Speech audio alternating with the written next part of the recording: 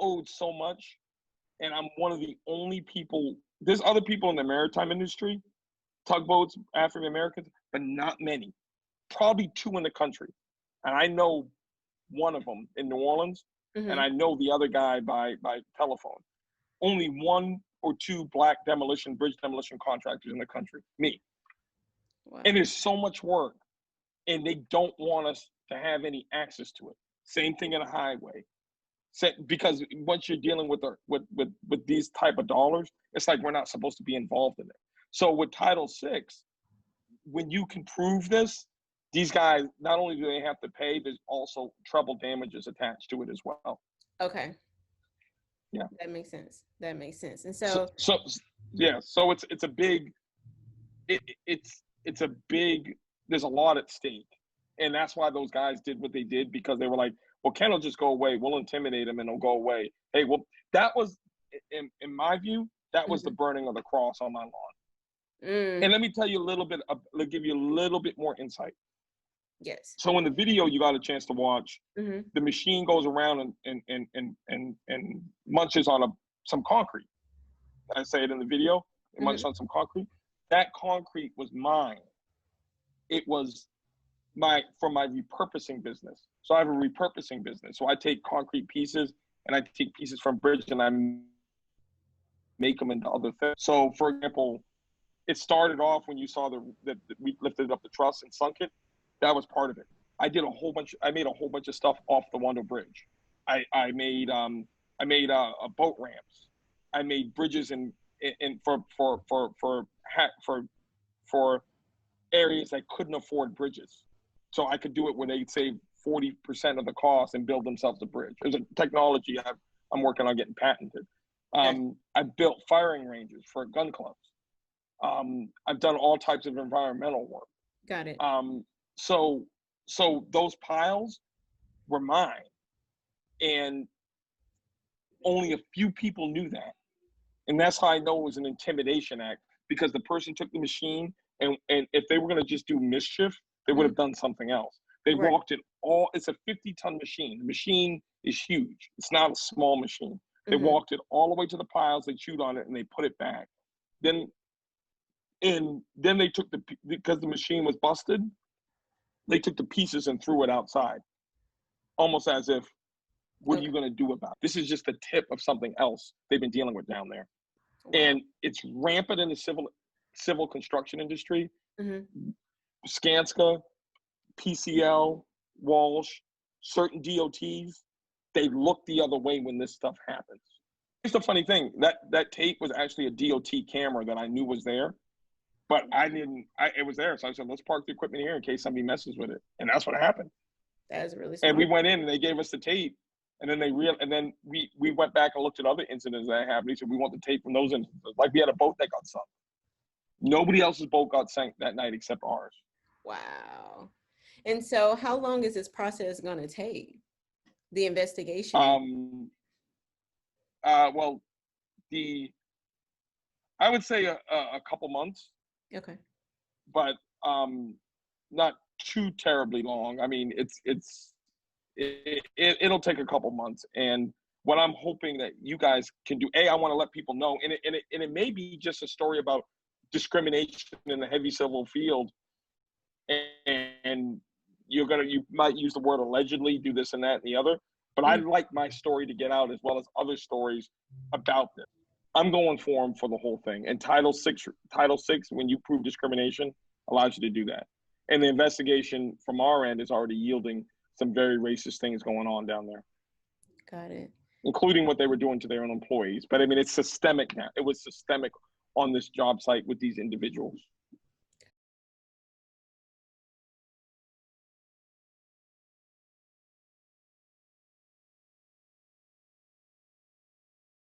Regarding the debris and the damages.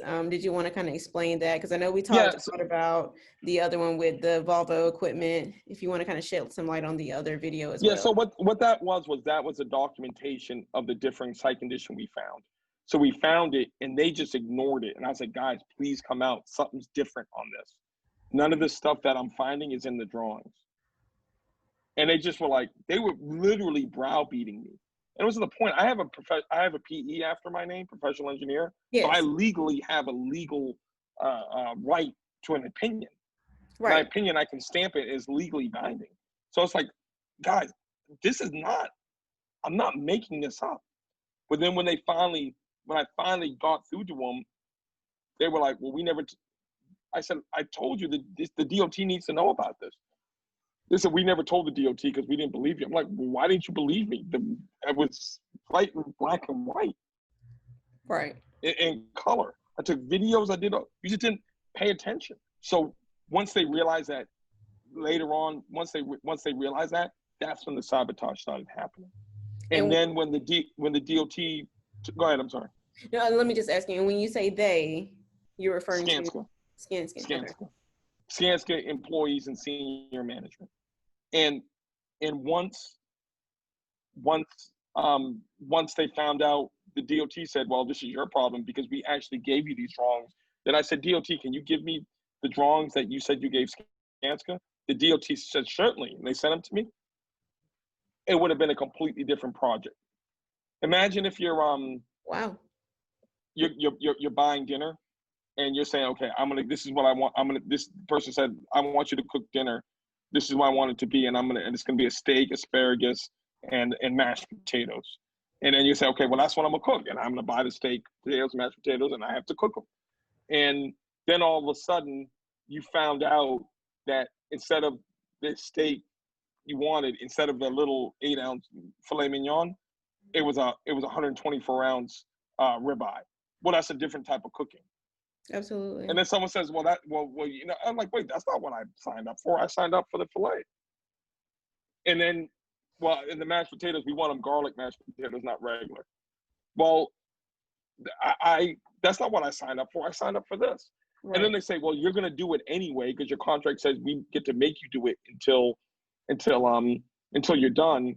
But you know what? You're really not dealing with a T-bone, a ribeye. You're dealing with a filet. But I said, but it's a ribeye. And then they get to eat the steak, and then you've been paid to prepare a filet, but they got the T-bone. Excuse me, they got the ribeye. That's what I can compare it to with different site conditions of construction. Okay.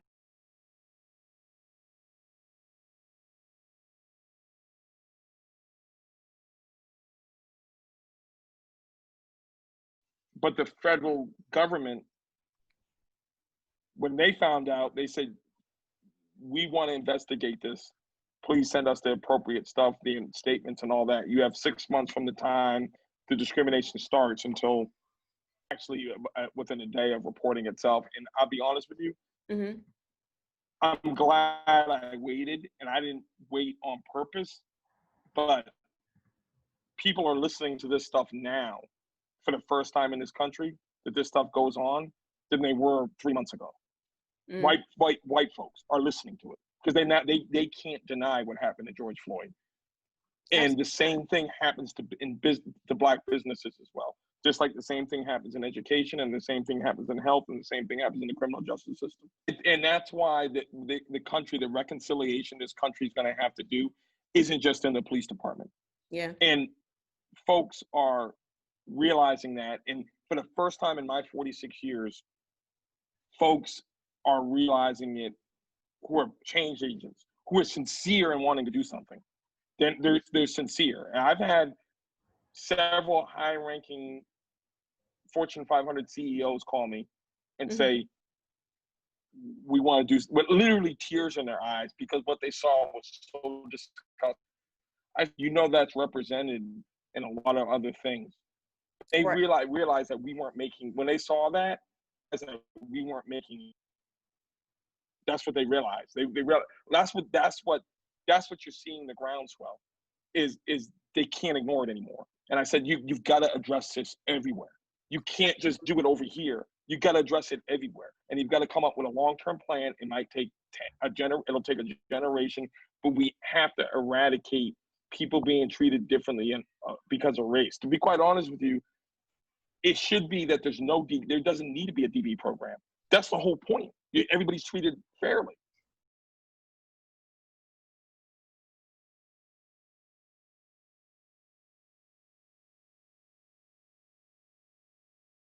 do you have any final words or advice, or, you know, for other minority owned companies out there that may be experiencing the same things, or things to look out for, or just how to go about what processes if they ever encounter something of this magnitude? Yeah. First thing, in terms of just if you get into it, watch your back, because these people, there's so much money on the line, they don't mind getting somebody hurt or killed. That's real in this business. The second thing is, say something. Do not be quiet about it. No matter what the personal price is to you, is beholden on you to say something. But make sure when you say something, you say it immediately. Don't think that these guys are going to work with you, because if they start doing this business, they won't. Not all companies are like that, but just enough of them are. Got it. And allow this stuff to happen. But I would say globally, work together and team together. I'll never do a contract. I mean, I'm pretty much on the verge of bankruptcy right now. These guys knew what they were doing and did it on purpose. I mean, I shouldn't even be in business right now. Wow. You know, I don't know how I'm going to make payroll tomorrow. I'm not, because of this. I mean, it's been going on this way for weeks.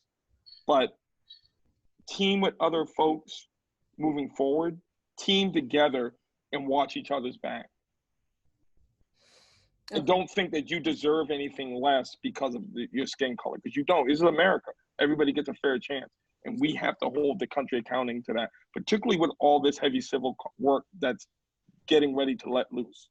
That's why these guys do it. They do not want us involved, because to them it's like, well, why does Ken get to do that? Why does he get to ride a nice car? Why does he get to live in a nice house? He shouldn't even have that because he's black. That's where it comes down to. And I'm better than him.